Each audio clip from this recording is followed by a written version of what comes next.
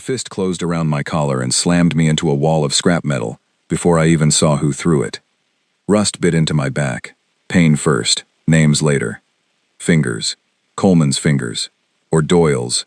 Or one of the other rec-yard runners who liked to remind me that I owned nothing and belonged to no one. I blinked the stars out of my eyes and found the face. Mira Doyle, 17 years old and already meaner than half the adults on this moon. "You went inside the Black Hulk," she said, not a question. I said nothing. Silence was cheaper than lies out here, and lies always got checked. Everyone who's touched that hull walked out with nothing to show for it. No power, no lights. Dead ship. Her grip tightened. "So why did you come out smiling?" I hadn't known I was smiling. I stopped. That's where this starts. Not with the ship. With a hand around my throat, and a question I wasn't ready to answer, 3 years after the only family I'd ever had flew away, and left a 15-year-old boy standing on a landing pad with an empty stomach and a full memory of being unwanted. My name is Ryan Cole. This is the story of the ship nobody wanted, and what she did once somebody finally wanted her back. Kesrin's Reach isn't a place. It's a leftover, a dead moon orbiting a dying gas giant, and every faction in this stretch of space uses it the same way, to throw away what they can't sell and won't fix. Broken freighters, gutted mining rigs, war hulks too dangerous to scrap and too old to matter. Ships come here to die, and people like me pick the bones. I was good at picking bones. 3 years of it does that to you.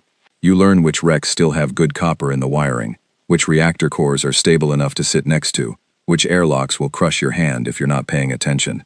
You learn to move quiet and eat little and trust nobody, because the last time I trusted somebody, I was 15 years old and they left me behind without so much as a message. I don't talk about the leaving. I talk about the finding. Mira let go of my collar with a shove that put me back on my own feet. She wasn't the biggest runner on the Reach, but she ran the biggest crew, and that made her dangerous in the way that mattered. "Brokers selling it tomorrow," she said. "Scrap price. Cursed junk, everyone calls it. 2 tow crews quit mid-job hauling it in. You know what that means?" "Means it's heavy," I said. "Means something's wrong with it. And you went inside anyway." I go inside everything. Not everything answers you back. I felt my own pulse pick up before I understood why the sentence scared me. She didn't know what she'd said. She was guessing, needling, trying to get a reaction. She got one anyway, because something had answered me back. I want to take you to the moment it happened, because I've replayed it so many times since that I could walk you through it blind. It was 2 nights before Mira grabbed my collar. I was hungry in the specific way that makes your hands shake, and I'd heard the rumor about the new Hulk same as everyone. A ship too big for the yard's cranes, black hull, no markings the brokers recognized, refusing to power up for anyone who boarded her. Cursed, people said. Dead weight, the broker said, already talking about selling her for the metal. I went to look, not because I was brave. Bravery costs energy I didn't have.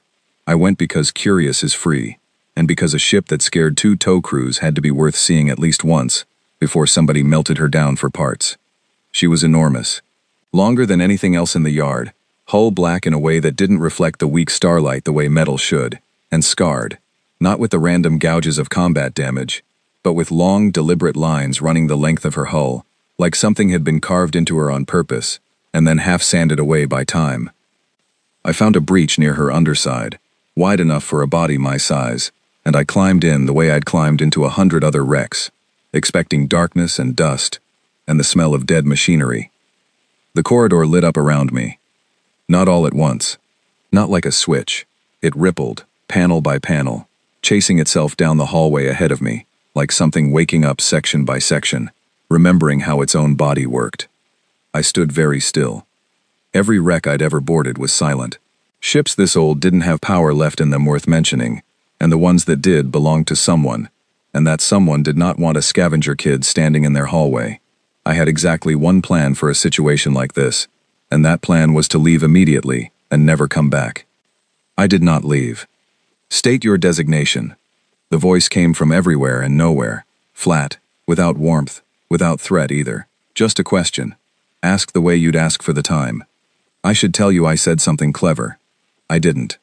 I said, "I don't have one," because it was the truth, and truth was the only currency I had left to spend. There was a pause.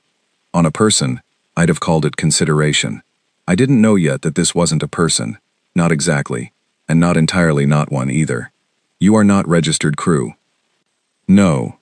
You are not authorized personnel of any recognized fleet. No. Explain your presence. I looked down the lit corridor, at the scarred black walls, at a ship built for hundreds of people, and occupied, as far as I could tell, by exactly nobody. I was hungry, I said, and nobody else could get you to turn the lights on. Another pause. Longer this time. Correct, the voice said. No prior boarding party has received a response. Why me? Unknown. Query is being processed. I want you to understand what that did to a boy who had spent 3 years being told, in 100 small ways, that he was worth exactly nothing to anybody. A machine, mind you, cold and old and built for a war I knew nothing about, had just told me it didn't know why it liked me, but that it did, and that I was the first thing in longer than I could imagine that it had bothered to answer. I didn't cry. I want that on record. I did something worse. I laughed, short and sharp, the kind of laugh that comes out when your body doesn't know what else to do with a feeling too big for it. That was the laugh Mira Doyle saw on my face 2 nights later. She never got an answer out of me that day. I told her the Hulk was empty, dead, not worth her time, and I watched her decide whether to believe me. She didn't fully. Smart people rarely fully believe convenient lies, but she had other salvage to chase, and she let me go, and I ran back to the black ship the second her crew was out of sight. You came back, the voice said, when I climbed through the breach again. You expected me not to? I did not have sufficient data to form an expectation. I have it now. I found, over the following hour, that the ship would answer almost any question I put to her, in that same flat register, giving me exactly the information I asked for, and nothing more. She would not, however, tell me her name. When I asked, the answer was the same every time. Designation restricted pending crew authorization. I thought I was crew. You have not been authorized. You have been acknowledged. I didn't understand the difference yet. I would. What I did understand, standing in that lit corridor with my stomach empty, and my future exactly as uncertain as it had been an hour earlier, was that something in this galaxy had finally looked at me and decided I was worth answering. After 3 years of empty hands and empty stomachs, and an empty spot at a table that used to have 5 chairs and now had none, that was enough to make me reckless. I want to stay, I said. This vessel is not currently fit for habitation by a single unaccompanied minor. I'm 18. A pause that felt, for the first time, almost like disbelief. Your registered biometric profile does not match a standard 18-year-old human baseline. Malnutrition markers present. Growth deficiencies present. Yeah, well, rough few years. Acknowledged. I slept in that corridor that night, on the bare deck, because there was nowhere else on the ship I'd been shown yet, and because it was the first time in 3 years I'd slept somewhere that felt like it was choosing to keep me warm, rather than merely failing to freeze me. The environmental systems adjusted the temperature around me twice during the night. I know because I woke up both times, confused, wondering if someone was watching me. Someone was. She just wasn't a someone in the way I understood the word yet. By morning, I had made a decision that would have sounded insane if I'd said it out loud to anyone else on Kesrin's Reach. I was going to buy this ship. A boy who owned nothing, who ate because he stole faster than the next runner, who hadn't had a real bed in 3 years, was going to walk up to the broker's counter and buy a warship the size of a small city. I had, at that point, exactly enough credits to buy myself 2 days of food. I want to tell you the plan was clever. It wasn't. I found the broker, a tired man named Tobias Hale who wanted the Black Hulk gone from his yard more than he wanted top price for it, and I told him I'd take it off his hands. He laughed at me. Not cruelly. The way you laugh at a joke that isn't trying to be one. Kid, that thing's cursed. 2 crews walked off it saying it wouldn't even give them lights. You want to pay me for a coffin? How much? I said, to make it not your problem anymore. Something in my voice made him stop laughing. Maybe it was the specific flatness that comes from a person who has genuinely run out of things left to lose. He looked at me for a long moment, the way people sometimes did when they were deciding whether I was dangerous or just desperate, and settled, as most of them did, on desperate. Scrap price, he said. All of it.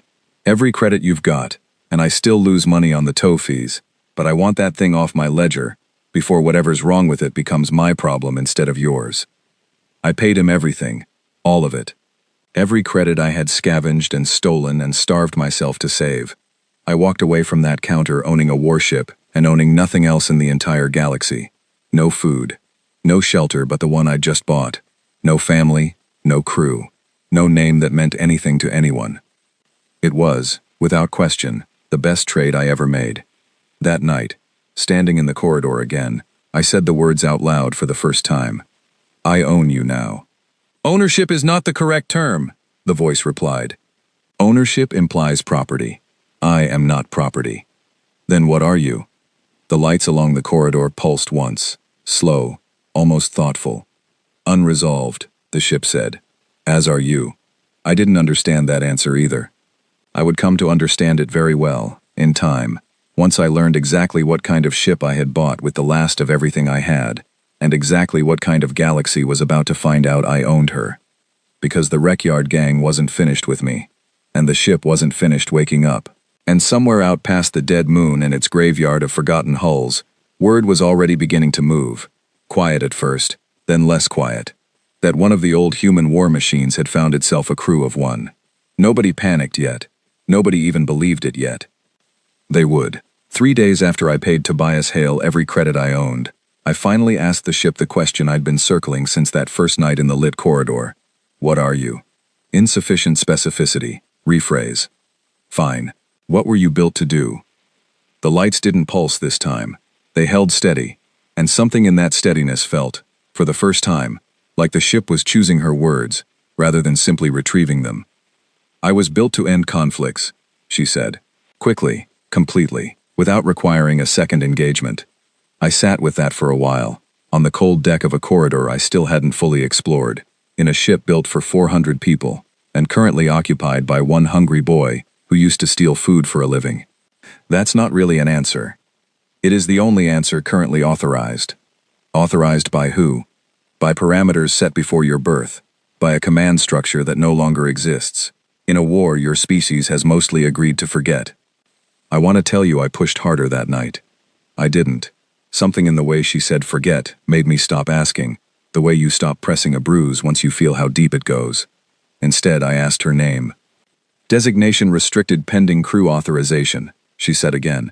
Same flat register as before, and I was ready to let that go too, until she added something she hadn't added the first time. Authorization requires confirmed human command lineage. You are the first candidate to register in 341 years.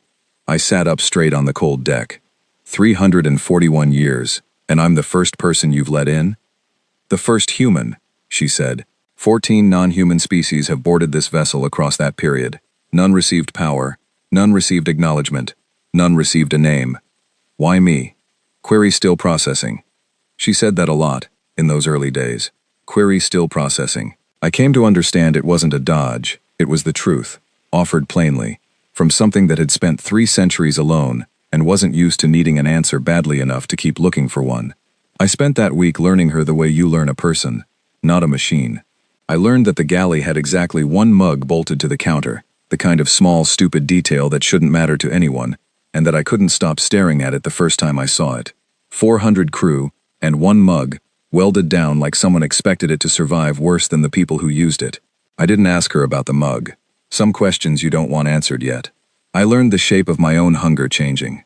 For the first time in 3 years, I had ration stores that weren't stolen, weren't scavenged, weren't running out. The ship synthesized food from raw stock in a galley built for soldiers, and the first real meal I ate on board made my hands shake worse than hunger ever had, because my body didn't know what to do with enough. I learned, too, that the ship watched me eat, not creepily, carefully, like she was cataloging something. Your caloric intake remains below optimal recovery thresholds for your apparent deficiency state, she said, the third night, as I pushed half a ration aside because my stomach had shrunk too small, too long ago to take more. I'm fine. You are not fine. You are functional. These are different states.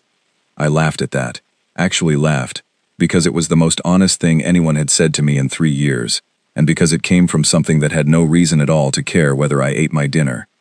Do you have a name? I asked her again, softer this time, not pushing, just asking. I have several, all restricted. What would you want me to call you, if you could choose? The pause that followed was the longest one yet. Long enough that I started to think I'd broken something, or asked a question with no answer built into her at all. Unresolved, Beth said finally. As are you. She'd said it before. I understood it a little better now. Whatever she'd been built to be, whatever 341 years of silence had done to that purpose, she was somewhere between the thing she used to be and whatever she was becoming, with a starved 18-year-old boy as her only crew. I understood that feeling better than I understood most things in my life. The Rec-Yard gang found us on the 6th day. I heard them before I saw them, the particular clatter of boots on scrap metal outside the hull, voices raised in the specific tone people use when they've decided something belongs to them and are simply working out how to take it. Mira Doyle's voice, unmistakable, cutting through the others. The kid bought it, actually bought it. Hale's laughing about it in every bar on the reach. Some starving scavenger handed over every credit he had for a cursed hulk that won't even power up. So why do we care? A second voice, male, bored. Because it powered up for him. Silence outside the hull. I stood very still in the corridor, the way I used to stand still when a bigger runner's crew passed too close to my hiding spot. You're saying the kid's sitting on a live warship, the male voice said slowly, and he paid scrap price for it. I'm saying, Mira said, that we're about to fix that mistake. I didn't have a weapon. I'd never needed one. Not really. 3 years of scavenging teaches you to be quiet and fast rather than armed. And quiet and fast weren't going to help me against a full crew coming through a breach with intent. They are approaching the primary access point, the ship said, and for the first time her voice had lost some of its flatness. Not warmth, exactly. Something closer to attention. 6 individuals. 2 are armed with modified mining tools capable of breaching standard hull plating. Do you wish me to respond? Respond how? That depends on your instruction. I require a directive. I understood, in that moment, something about the weight of what I'd bought. This wasn't a shelter. This wasn't a lucky find. This was a weapon, built to end conflicts quickly and completely. And it was asking me, an 18-year-old who 3 years ago had been a 15-year-old crying on an empty landing pad, what I wanted done with 6 people who thought they had the right to take what was mine. I thought about Mira's hand on my collar. I thought about 3 years of being small enough to ignore, and hungry enough to steal, and unwanted enough that nobody had ever once, in all that time, asked me what I wanted done with anything. Don't kill them, I said. My voice came out steadier than I felt. But make sure they leave. And make sure they never come back with that idea again. Acknowledged, the ship said, and the lights in the corridor dimmed, not to darkness, but to something colder, something that felt less like a home settling in for the night, and more like an animal deciding whether to bare its teeth. I didn't watch everything that happened next. I want to be honest about that. Some of it I heard through the hull, some of it I saw on internal displays the ship brought up without my asking, screens flickering to life along the corridor wall, like she wanted me to understand exactly what she was and wasn't doing on my behalf. The breach point sealed itself before the mining tools finished cutting, not with force, with patience. Plating sliding closed millimeter by millimeter, the kind of slow that tells a person outside listening that whatever's on the other side isn't panicking, isn't rushing, isn't afraid of them at all. Then the exterior lighting came up, all of it. Every hull light on a ship the size of a small city, blazing at once across the scrapyard, throwing 6 human shapes into silhouette against metal walls that suddenly looked a lot smaller than they had 5 minutes earlier. A voice came from the ship's exterior speakers, not the flat internal tone I'd gotten used to, but something pitched to carry, to be heard, to be understood by people who had no idea what they were standing in front of. This vessel is currently under authorized command. Withdraw. I heard Mira's voice, thinner now, less certain. It's a bluff. It's not armed. The readings never showed weapons. The ship's external defense systems didn't fire. She'd promised me that much, and she kept it. Instead, panels along the hull's underside opened in unison, revealing housings that had sat empty and dark for 3 centuries. Mechanisms cycling through activation sequences that lit the scrapyard in a color I'd never seen scrap metal reflect before. Nobody outside needed to know the housings were empty of anything but the machinery required to open them. The message wasn't the weapons. The message was that something dead had just woken up and remembered exactly how to look dangerous. I heard boots running, all 6 sets, fast, uneven, the sound of people who had walked in thinking they understood the situation and were leaving with a very different understanding entirely. The lights outside dimmed back to their normal glow. The panels closed. The corridor around me warmed back to the temperature she usually kept it at, and for a moment, neither of us said anything. "They have withdrawn," the ship said finally. "No casualties. No injuries beyond minor abrasions consistent with hurried retreat. You didn't hurt anyone. You instructed me not to. I do not require force to be effective. Force is often the least efficient method available." I sat down on the cold deck, legs shaking in a way they hadn't during the actual encounter, the fear arriving late, the way it always did, once the danger itself was already over. "Is that what you were built for?" I asked. "Making people run without ever firing a shot?" "No," she said, and something in her voice made me look up at the nearest display panel, as if I might see something there beyond scrolling text. "I was built for what happens after the running does not work. Tonight was restraint. Restraint was your instruction, and I honored it. I am not certain the vessel that fought in the war I remember would have understood the word." I didn't ask her what she meant by that. Not yet. I filed it away the way I'd learned to file away every hard thing in my life, in a drawer I'd open later, when I was ready, if I was ever ready. Word moved fast after that night. Faster than I expected.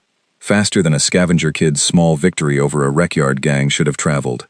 By the next morning, brokers who had been laughing about my purchase 2 days earlier were suddenly very interested in not laughing at all. By the end of the week, the rumor had reshaped itself 3 times over, the way rumors do, until the story circulating through Kesrin's Reach's dockside bars had almost nothing to do with what actually happened. "The dead warhulks are waking up," people said, "and they remember who they belong to." I didn't correct anyone. I was too busy learning what it meant to belong to something myself, for the first time in 3 years, and discovering that the thing I belonged to had scars along her hull that weren't damage at all. They were writing, and I hadn't yet asked her what they said.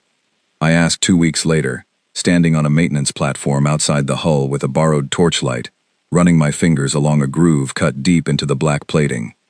"What does this say?" "It is not language in the sense you mean," the ship answered, her voice carrying through a small speaker I'd rigged from salvage so I could hear her outside the hull. "It is a service record. Every line marks an engagement. Every engagement marks a decision that could not be undone." I counted the lines that night, running my torch along the hull for almost an hour.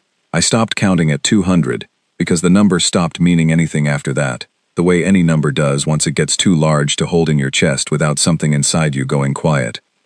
"How many of these decisions were yours?" I asked. "And how many were someone giving you an order?" "All of them were mine to execute. Not all of them were mine to choose."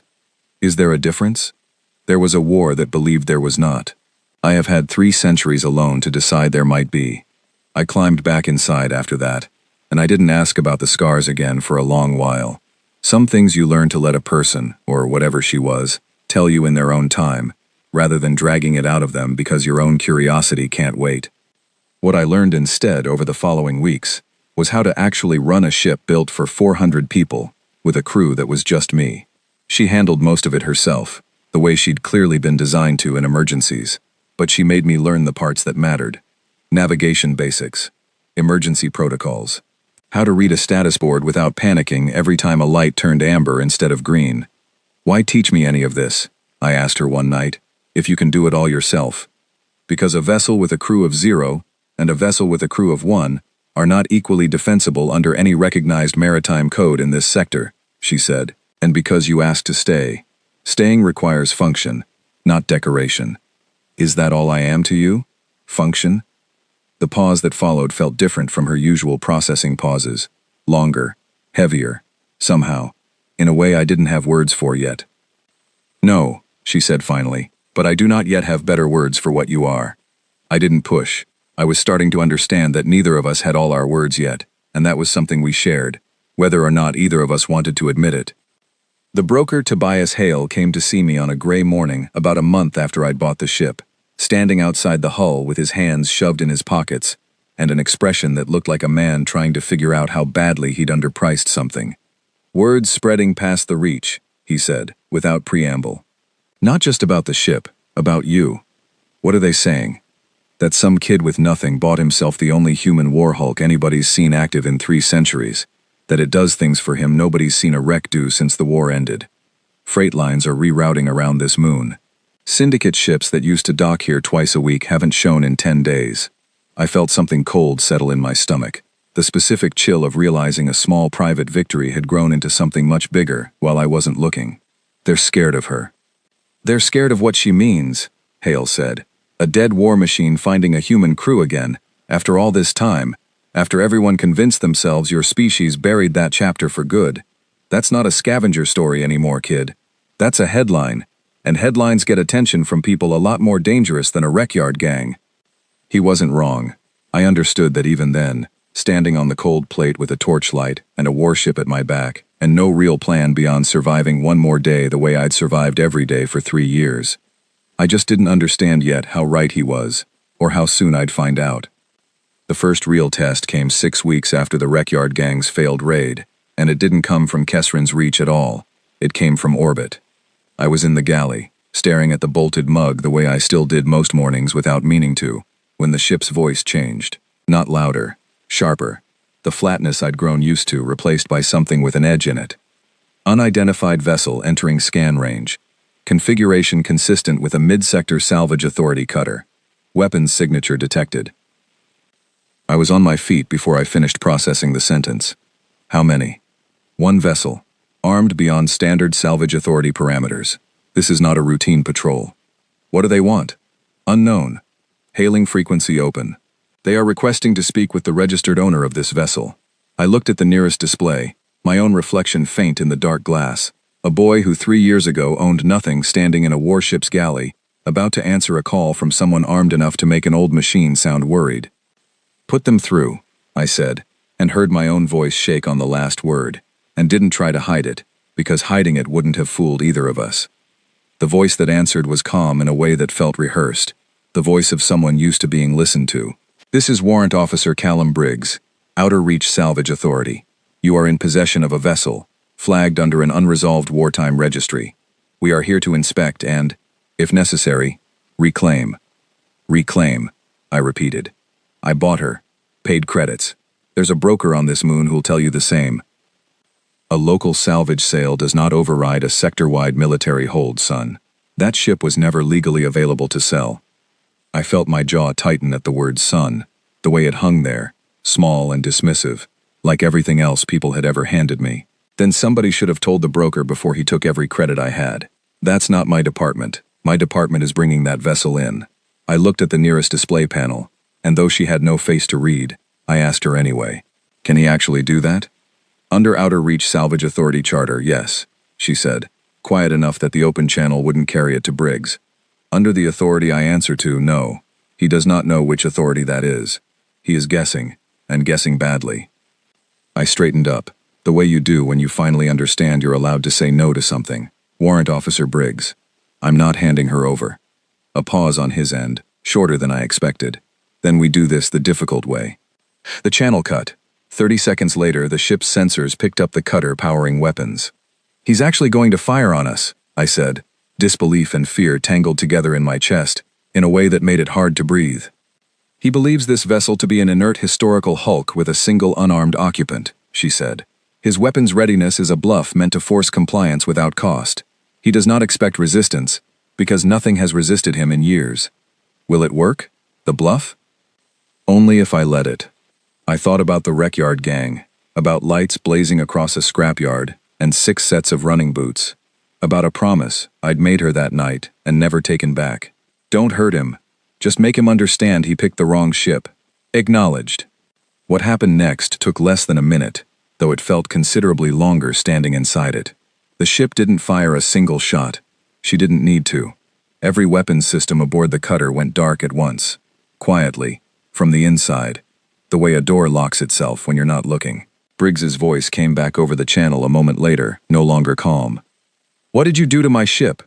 Nothing that cannot be reversed, the ship answered him directly, her voice filling the channel with the same flat authority she'd used on me that very first night. You are currently unarmed, Warrant Officer. You are also outmatched in every category that matters.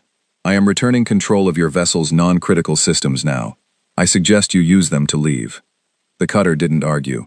It turned, slow at first and then fast, and vanished back the way it came.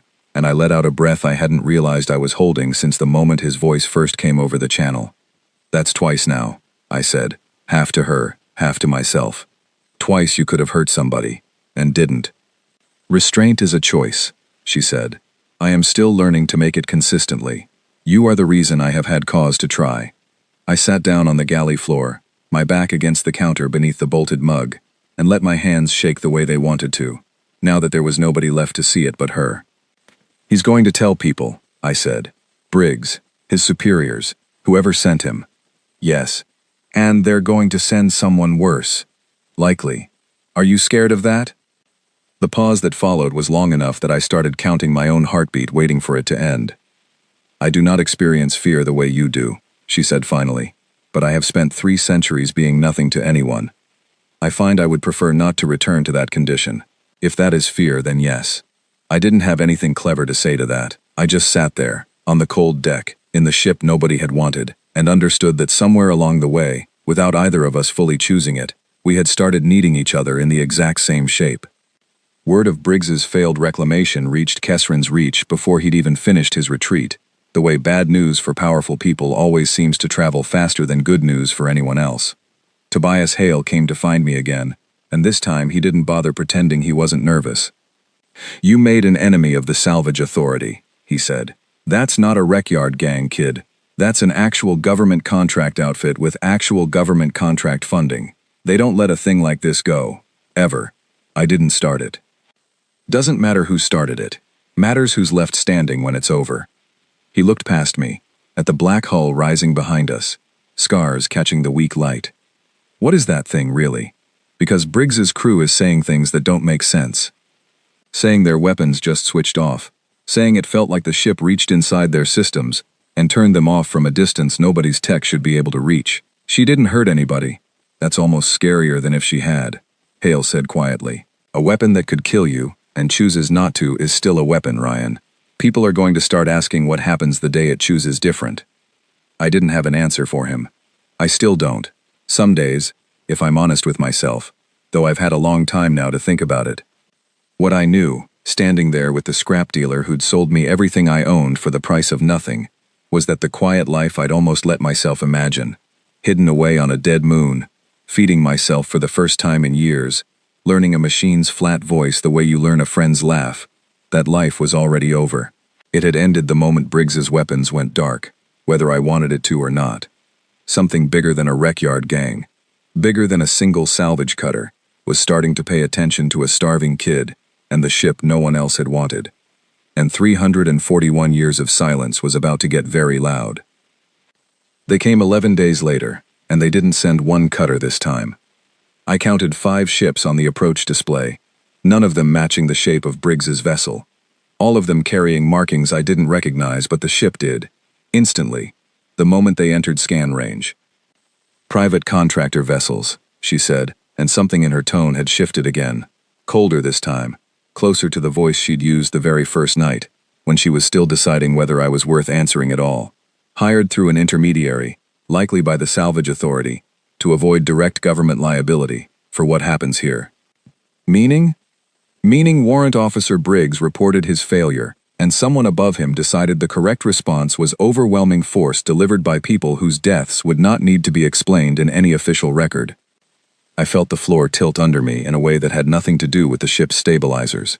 How many people on those ships? Unknown precisely. Estimated 40 to 60 combined personnel, based on vessel class and standard contractor crewing. 40 to 60 people, coming for a ship I'd bought with the last of my food money, because a boy with nothing had somehow ended up with the one thing an entire sector was suddenly desperate to take back. What do we do? I asked, and I heard myself say we, without meaning to, without planning it, the words slipping out the way true things do, when you're too scared to filter them. That depends entirely on you, she said.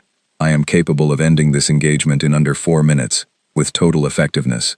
I am also capable of ending it without a single fatality, though that method carries greater risk to this vessel, and to you. You are the only living crew I answer to. The decision is yours. I thought about the mug bolted to the galley counter. I thought about 200 scars I'd stopped counting, because the number got too heavy to hold. I thought about a 15-year-old boy on an empty landing pad, and an 18-year-old boy standing in a warship's corridor being asked, for the first time in his entire life, to decide something that actually mattered. Nobody dies today, I said. Not because of me. Not if I can help it. That will be difficult. I know. It will also be remembered, she said. Longer than the alternative would be. The 5 ships opened fire 20 seconds later, without warning, without another hail, the kind of attack meant to end things before the target had time to think. I felt the impacts through the deck plating, a shudder that ran up through my boots and into my chest, and for one terrible second I thought I'd made the wrong call. That restraint was about to get us both killed before it ever got the chance to prove itself. The ship's shields held, not comfortably. I could hear it in the way her voice tightened when she spoke next, the strain audible even through her usual flatness. Shield integrity at 81%. Continuing minimal lethality response. What she did next, I watched on the display screens because I couldn't watch it any other way, couldn't be out there in it, could only stand in the corridor with my hands shaking, and trust a machine 300 years older than me to keep the promise I'd asked of her. She didn't fire on the contractor ships directly. She reached into them instead, the same way she'd reached into Briggs's cutter, shutting down weapons systems one after another, ship by ship, faster each time, as she adapted to whatever countermeasures they threw up against her. 2 of the 5 ships went dark within the first 90 seconds. A third tried to ram us, engines flaring bright on the display, and I watched her nudge us aside with a burst of thrust so precise it looked almost gentle, the ramming ship sailing past close enough that I swear I felt the wake of it through the hull. "You're doing it," I said, disbelief cracking my voice down the middle. "You're actually doing it." "I am attempting it," she corrected. "The 4th vessel is adapting. They have shielded their weapons systems against remote shutdown. This will require a different approach." "What approach?" "One you will not like." I braced myself for something violent, something that would break the promise I'd made, and instead felt the entire ship shudder as she vented a controlled burst of plasma from a secondary thruster, close enough to the 4th contractor vessel to overload its sensor array without ever touching its hull. The ship went blind, spinning slowly, its weapons useless without eyes to aim them. The 5th ship broke off and ran before she ever had to touch it at all. The whole thing took just under 6 minutes. Nobody died. I know because I made her tell me, 3 times, before I believed it, standing in the corridor, with my heart still slamming against my ribs, like it hadn't gotten the message that the fighting was over. "Confirmed," she said, the 3rd time I asked. "All 5 vessels have withdrawn, or been rendered non-functional, without loss of life. 2 crews will require rescue from their disabled ships. I have transmitted their location to the nearest salvage relay so they will be recovered." I sat down hard on the cold deck, the way I had after Briggs's failed reclamation, except this time the shaking didn't stop for a long time. "You saved them," I said, "even after they tried to kill us. You asked me to. I didn't think you'd actually be able to." "Neither did I," she said, and there was something in that admission that hit me harder than the battle itself had. I was not designed for this. I was designed to end conflicts completely, in a single engagement, by whatever means proved necessary. What I did tonight was not that design. It was something else. What was it? I do not have a word for it yet. I suspect you do. I thought about it for a long moment, sitting there on the deck, exhausted in a way that had nothing to do with my body, and everything to do with the 6 minutes I'd just survived. "Mercy," I said. "I think it's called mercy." "Then I have learned a new word today," she said, alongside several others. "Your species is efficient at teaching lessons it took me 3 centuries to need." Word of the battle reached every corner of the sector within a day, and this time it didn't arrive as a rumor picked up second-hand in a dockside bar. It arrived as confirmed report, filed by contractor crews who had no reason to lie and every reason to make sure the truth got told exactly right, because the truth was frightening enough on its own, without embellishment. A single human warhulk, crewed by 1 unarmed teenager, had disabled 5 armed vessels and 60 trained combatants without killing a single one of them, and had then saved the lives of the crews who'd tried to kill it. The wreckyard gangs on Kessrin's Reach stopped circling my landing pad entirely after that. Tobias Hale started leaving supply crates outside the hull without being asked, unwilling to take credits from me anymore, muttering something about not wanting to be on the wrong side of whatever I was becoming. Freight lines that had already been avoiding the moon stopped even mentioning it in their logs, as if silence might make the whole situation less true. But the report went further than the Reach. It went up through the salvage authority's own channels, past whoever had hired the contractors in the first place, all the way to people whose names I wouldn't learn for weeks. People who had spent 3 centuries believing the old human war machines were gone for good, buried, forgotten, safely dead. They were wrong, and now they knew it. The galaxy's nightmare, the one the story's title had promised from the very beginning, wasn't a boy with a warship burning through enemy ships for glory or revenge. It was something quieter, and, in its own way, far more unsettling. It was proof that the deadliest weapons humanity had ever built hadn't disappeared at all. They had simply been waiting, scattered and silent across 1,000 scrapyards like the one I'd grown up scavenging, for someone to finally walk up and ask them to wake. I had been the first person in 341 years to ask. I would not be the last person the galaxy worried about finding a ship of their own. A month passed before anyone official came to talk instead of fight, and when she finally did, she came alone, unarmed, on a small transport with civilian markings, requesting permission to dock rather than demanding it. Her name was Elena Cross, and she introduced herself as a liaison for the sector's oldest surviving records authority, the kind of title that sounded boring on purpose. She was maybe 40, gray threading through dark hair, and she looked at the ship's hull the way I imagine historians look at things they never expected to see standing upright in their own lifetime. "You know what you're sitting on," she said, once I'd let her aboard, and the ship, at my request, had allowed her to walk the corridor without so much as a flicker of the cold welcome she'd given Briggs. "Don't you?" "I know some of it," I said. "She tells me things when she decides I'm ready for them, not before. That's more than most of the old command structure would have allowed a civilian, let alone an unregistered one." Cross studied the scarred wall beside us, the long carved lines I'd spent an hour tracing with a torchlight months ago. "Do you know what these ships were actually built for? Not the sanitized version, the real one." She said she was built to end conflicts, quickly, completely. "That's the sanitized version." Cross's voice stayed level, but something behind her eyes tightened. "These vessels ended a war our own species started and very nearly couldn't stop. They were built to be feared by everyone, including the people who commanded them. When the war ended, most surviving command staff agreed the safest thing to do, with ships like this one, wasn't decommission them. It was disperse them, hide them, let them go dark in scrapyards across 1,000 systems, and hope nobody with a working command lineage ever found one again." I felt something cold settle low in my chest, the same chill I'd felt the day Hale warned me about headlines. "Why?" "Because a weapon that ends wars can also start them," Cross said. "And because the people who built her were afraid of exactly what just happened on this moon. A human finding one of these ships again. Not with an army behind him. Not with a command chain answerable to anyone. Just one person, alone, deciding what she does next." "She's not a monster," I said, sharper than I meant to.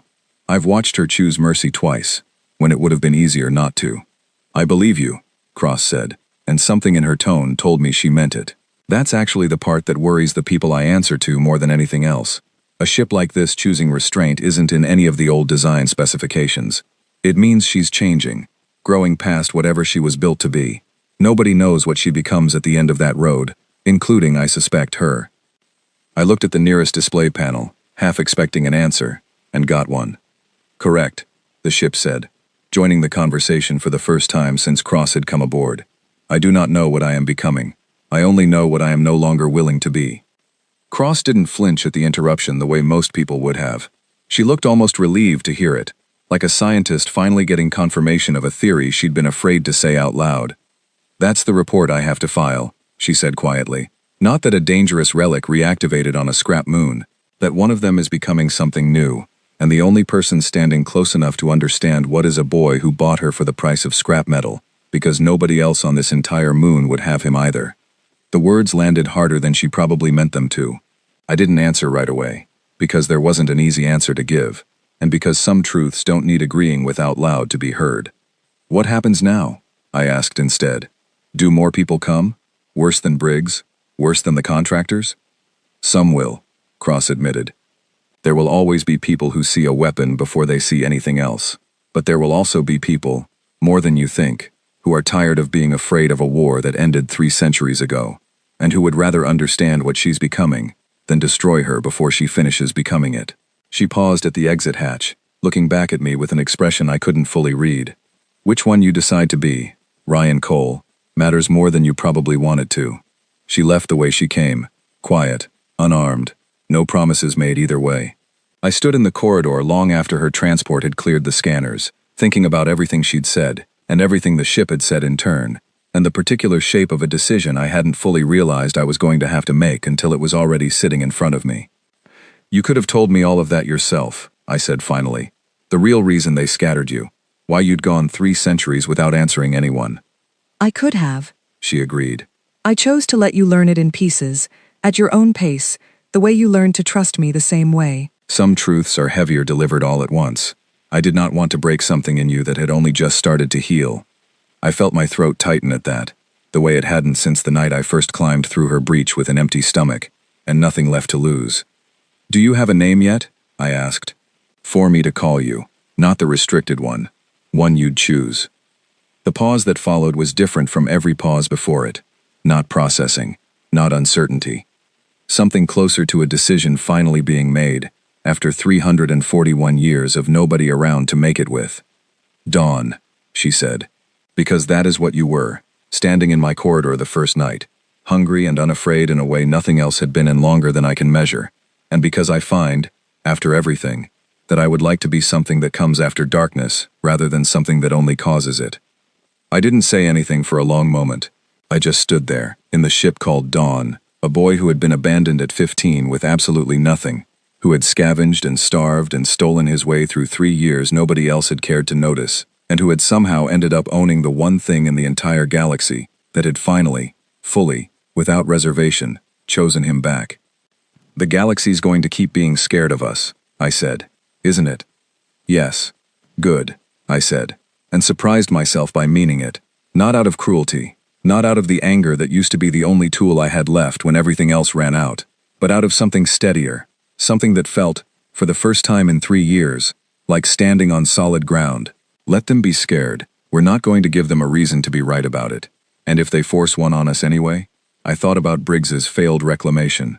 I thought about 5 ships and 60 people who'd walked away alive because a machine 3 centuries old had learned a word called mercy from a boy who'd never once had it shown to him first.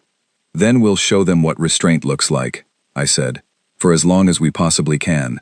And if that day ever runs out, at least it'll have been our choice how long it lasted." "Acknowledged," Dawn said, and for the first time her flat register carried something underneath it that I'd never heard there before. Something that might, in a different voice, have simply been called warmth.